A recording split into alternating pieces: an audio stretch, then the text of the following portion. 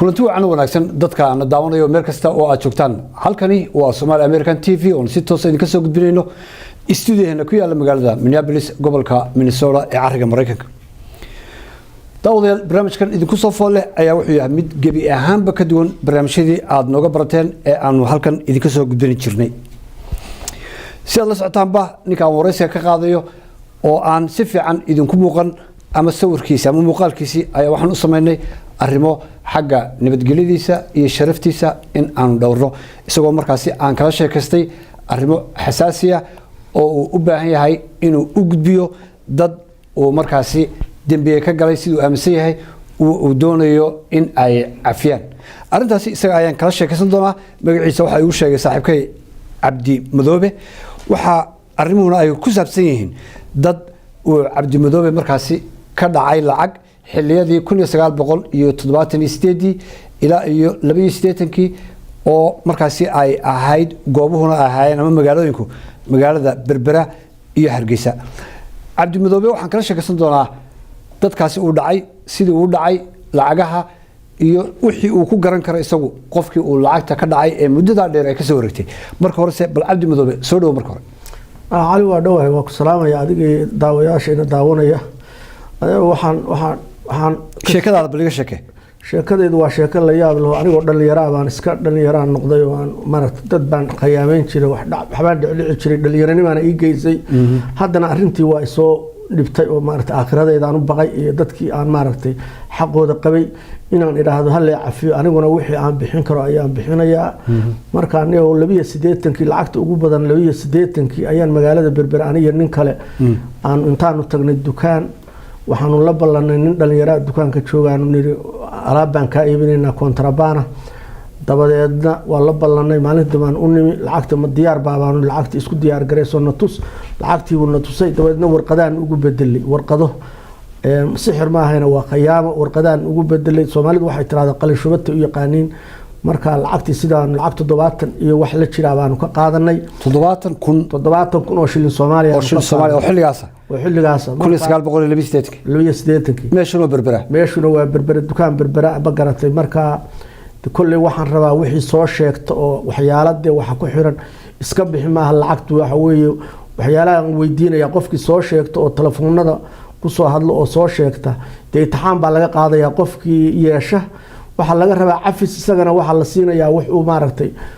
ku qanco kulli maaragtay ma wada bixin karno maaragtay waqti badan baa ka soo wareegay aniguna ma garatay hadda shaqo badan ma hayo shaqadii waa ka tagay marka arrimaha saas midda kalena waxay ahayd meesha la yiraahdo Hargeysa oo okay ka intaan u gelin qofka Berbera joogay hadii uu nool yahay ama eheladiisa ay joogan ama dadkii dukaanka wax ku lahaa codsigaaga waxa weeye inay ku cafiyaan wixii lacagta aad sheegtay ka bixin karaysna aad u dirto bixis saas weey cali way waxa laga yaabaa muddo dheer ba ka soo wareegtay 82 in dukaankii baaba'ay in dukaankii meeshuu ku yeelay warshad laga dhigay in makhaayad laga dhigay adigu maxaad yani ku cadeyn karaysaa meesha ma dukaankii baad garanaysaa meesha ku yeelay ma wiilashii baad garanaysaa magacadoodii ma garanayo wiilasha wiil dhalinyaro hal wiil buu ahaa oo dukaankuna xagga baddu u jeeday laakiin xagga soke oo xagga burca soo xigta qaybta burca soo xigta xisaabsanaa xagga airportka iyo baddu ku sii jeeday dukaanku markaas kulli dukaanka kaligii ma lahayna dad u maal lahaa marka wixii war iyo wacaala maaragtay waxaan ka rabnaa ninka marka maada isugu dhuftay mise laba nin baan ahay ninkii kale wuu joogaa isaguna Soomaaliya joogaa waa la hadlo waxaan lacagtii dhiyo marka wuxuu yiraahdo maxaa ma awoodo anaaba wareersan marka aniga wixii aan bixin karo bixinay wala bixinay waaye sheekada labaad xagee ka dhacday qisada sheekada labaad waxay ka dhacday Hargeysa ka dhacday bacadlaha suuqa bacadlaha xaqiisa Berbera xigta meesha laga baxo dukaan geed qurac ku hor yaalo oo wax lagu gado oo nimana gadaal ku qayilayaan fara badan waanu nin aanu la heshiinay oo dukaanka kor kaga yimi oo nin alaab baan ka iibinayna ma garatay oo nin engineer oo madow ah kulli ma qarin nool yahay hadda in kale nin oday oo dheer oo caata oo soo yiri engineer dhismaha buu ahaa ka alaab baan ka iibinayna maanu niri adigu dukaankii 20 kun naga siiyay oo yiri iga siiyay 20 kun laga siiyay dukaanka dhexdiisa aan kaga qaadanay goor fiiday ahayd dabeedna waa ka tagnay kaasuna saas u ah 20,000 oo shilin Soomaali 20,000 oo shilin Soomaali way isagana maxaad ku tiraan bal ku keenna alaab baan ku dhismaha baan ka iibinayna baa ku nir way oo kontrabaan kii hore maxaad ku tiraan bal ku keenna alaab kontrabaan oo dawladda customer-ka laga soo saarayo oo dawladdu xaraashiisa waanu soo qaadanay aan ka iibinayna way isla ninkii labaad miyaa kula socda mise markana kaliya baad ma nin kale ay la socday ninka la saddexaad ninkaas ma nool isaguna ma waa dhinta xamar baa lagu dilay ka gudub waaye halkaasna 20,000 baad ku dhacdeen maxaa ku xigay waxa ku xigay lacag aan u maleeyo 3,000 iyo 2,000 inta u dhaxaysa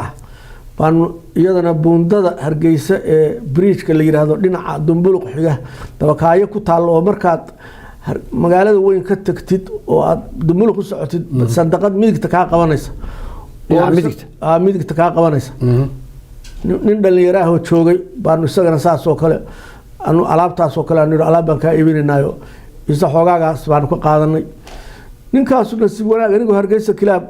intaan ka qadeeyay ka baxay oo baska raaci raba oo baska ilinkiisa Hargeysa kilaab jooga buu gartay markaas uu igu dhagay baska dhaxdiisii saldhigu geeyay saldhigi biliisku ay xireen jeelka la ii gudbiyay jeelkii maxkamadda maalintan lahaa nin sarkaal dhar fiican oo qurux badan waastay nin sarkaal oo jeelka haysta wuxuu yiri waa ninkan xaragoonayo uu qudqaya ayuu ka baxsanin ilaahay amarkii sidii bay noqotay jeelka maxkamadda markii la geeyay qolkii dadka lagu xireen jiro looga yeeri jiray daaqadiisa waxa la igu yiri wallahi dad baa hadda ka halka ka baxsaday daaqadii baan ka dhacayaan iyadoo aan meesha ku xareysto biliiskina ilinka joogo orad baan isku sii daayay marka orad isku sii daayina adu xaafad baan ku galbado sidii baan kaga maqanahay marka dadkaas saddexdaas case waxaan ka codsanayaa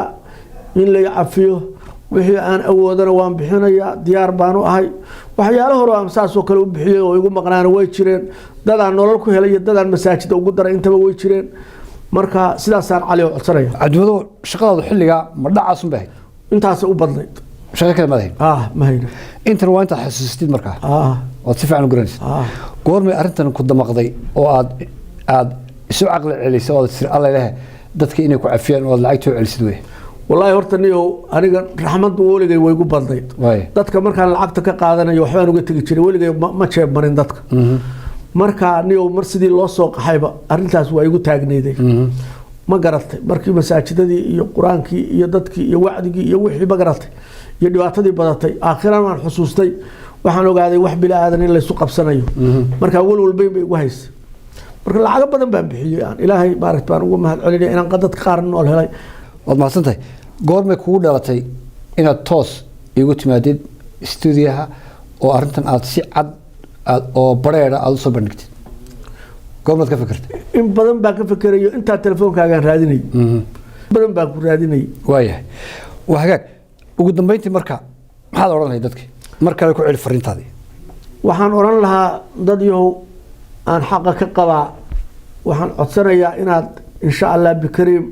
aad heli doontaan fiidiyowgaan ina cafin doontaan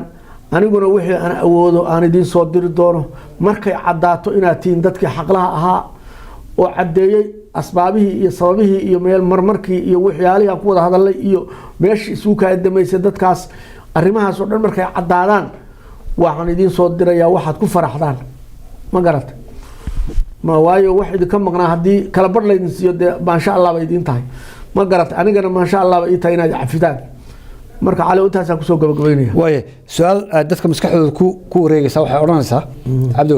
mesela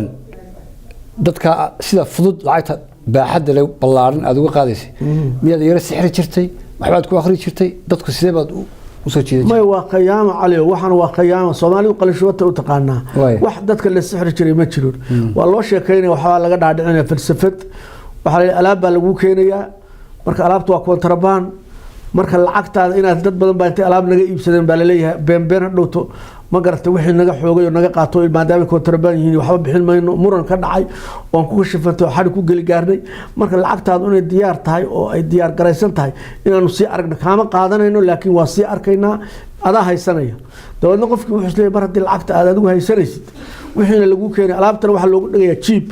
wixii 600 joogay 300 baa looga dhigayaa marka maalintaas aan ku imanayna diyaar garoob baa lacagta diyaar garoob meesha ku diyaar garoob meesha loogu imanaa guriga haato dukaan haato lacagtii uu tusay waxa la isku dibisay halkan aan ku duubanaynaa calaamad hadhowto waxba kala xisaaban mayna saasaan u qaadanay marduufaan iyadoo xidhan baan saa u qaadanaynaa oo xidhan marka warqadaha lagu duuduubaya warqadihii lagu duuduubay mid leeg oo iyada la mid ah baa lagu haystaa jeeb oo aan lacag ahayn oo warqado googoon qiyaastii warqado la riseeyo googoon oo saa u duubana marka qofkii baa mushkilada gelinaya laba qof aati waxa leeyahay maxaa ma bilis baa maxay tahay wax halka maxay adu ninkii baa boojeynaysa waa la jeedinaya marka lacagta meesha ku tala tii warqado ilmirqsi baa la saa loo kala bedelaya marka isagu bartii bay taala muxuu ka garanaya waa ilmirqsi marka uu la noqdo meel furayn marka ma soo bax baa leeyahay soo bax argixisa lagu riday waxa la soo bax alaabta ku soo siirina in keenin dhig lacagta beel bashadad haday ku jirtay waxa la xir ma garata hadhow marka soo noqdo furaya mise wixii waa qashin markaas waa la sixray marka sixir ma jirin waayahay xagee lagu soo hagaagay hadii dadkiiba ay nool yihiin telefoonkaaga lagu soo hagaagay cali xaraare studio cali xaraare baa laga soo baafinaya adaa marka dadka kala saaraya ana kala saaraya qofkii xaqlaha mahadsanid adaa mudan waa hagaag daawada intaasi ayaan ku soo koobaya barnaamijkaasi runtii hore sidaan u sheegay aydan hore nooga baran oo ah nin Soomaaliyeed oo cafis weydiisanaya dad kala degan ama sidoo sheegay Hargeysa iyo Berbera oo halkaasi ku noolaa dadkaasi oo lacag ka dhacay ama maal ka dhacay oo doonaya maalkii in uu wixii awoodo celin karo uu celiyo isla markaasina dadkii uu ay cafiyaan ama uu cafis weydiisto waxaad kala soo xiriir doontaan arintaasi wixii ku saabsan ba telefoonka shaashada ku qoran oo markaasi studio-ha intaasi ayaan ku soo koobaya daawadayaal tan iyo kulankan dambe inta ka horeysa waa Cali Xaraare oo dhamaantii midka tagay sida iyo nabad geliyo